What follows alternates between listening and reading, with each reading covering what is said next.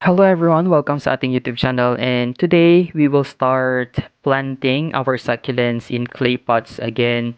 And before we do that, I wanted to show you yung ating potting mix. So this one is yung ating Alnos Compost and pumice stones. Talagang proven ko na yan na mabilis mag-root and healthy and fast growing yung ating mga succulents every time I use this kind of potting mix. And of course, we also have these Korean propagations that we have just bought recently. Until now, I haven't repotted them yet. And so I have to choose about 7 of them kasi 7 lang yung ating clay pot. So I will just be choosing my favorites. And the first succulent that we will plant is this peach candy. I think napakaganda niyang tignan. And parang bagay siya dito nga sa ating clay pots.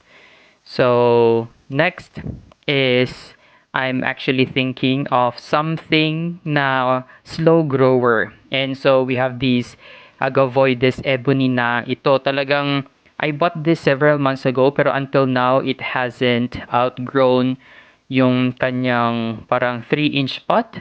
So, in other words, pag nilagay nga natin siya dito sa ating clay pot, at least may enjoy natin siya dyan. Hindi na natin siya kailangan iripat ng iripat because nga napakabagal niyang lumaki.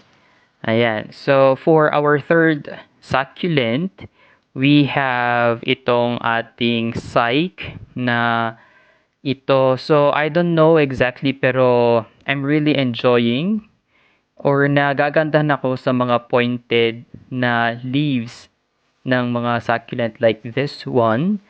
Talagang parang very unique sila for me. Kaya I will plant this sa ating clay pot. The fourth one is itong ating Sedum palmeri.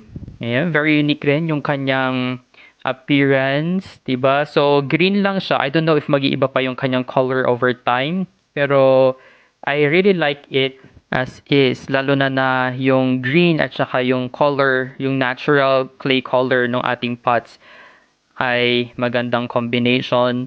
The fourth one is yung ating variegated choco moonstone. So, kung baga, yung pinaka mother plant is not actually variegated, pero yung kanya mga offsets, dalawa sila ay variegated sila. So, instead of cutting itong mga variegated ones, I think it's best na itanim na lang natin sila as is.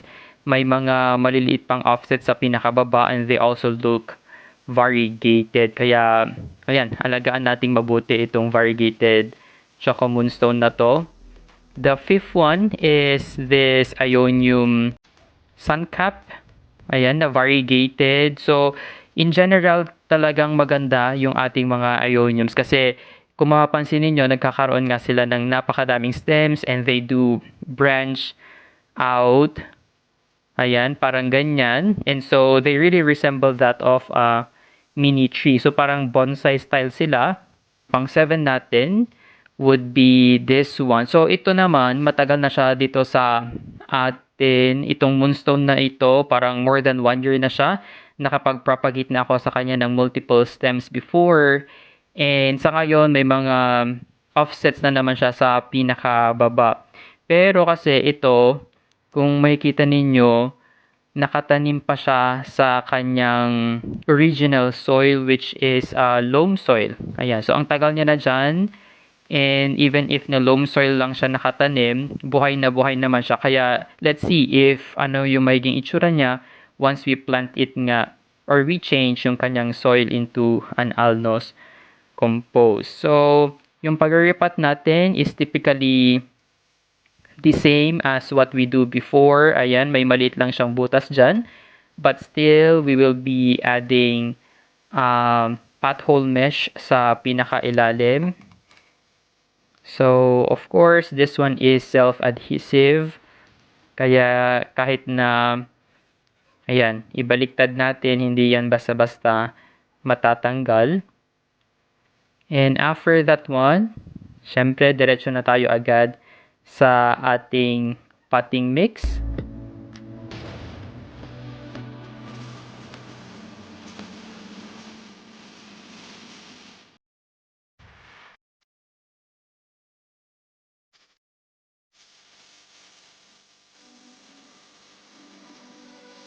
I make it a habit na maglagay na ng systemic insecticide every time I do repot yung ating mga succulents kasi hindi naman natin alam baka may mga naka-hide or nakatagong mga pest sa kanilang mga leaves or even sa kanilang pinaka-soil. Kaya mas maganda na ma-prevent natin nga yung mga pest infestation sa ating ibang mga succulents. And if you have watched yung ating previous vlog before, according sa seller, yung ginagamit niyang potting mix sa kanyang Korean succulent propagations ay almost composed with ipa ng bigas. So, if you don't want to use pumice stones, ayan, pwede palang ihalo yung ating ipa ng bigas. And I will just simply add more potting mix dito nga sa pinakataas. And after this, we are actually done. So, hindi muna natin sila didiligan and hindi muna natin sila ilalagay sa ating full sunlight. We will just put them in a bright shaded area until makapag-adjust nga sila and magkaroon ng new roots. So, probably we will start watering them after 2 to 4 weeks.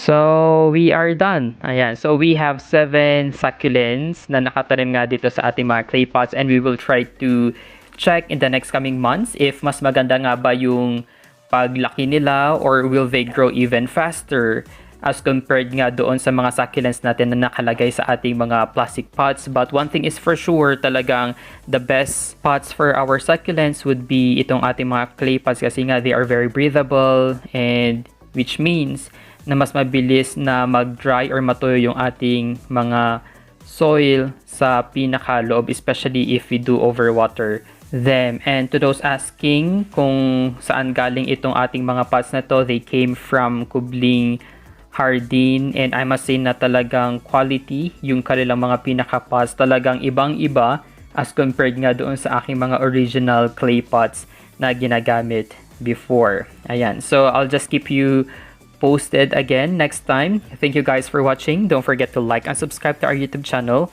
You may also visit our Facebook page at Desert Succulent PH.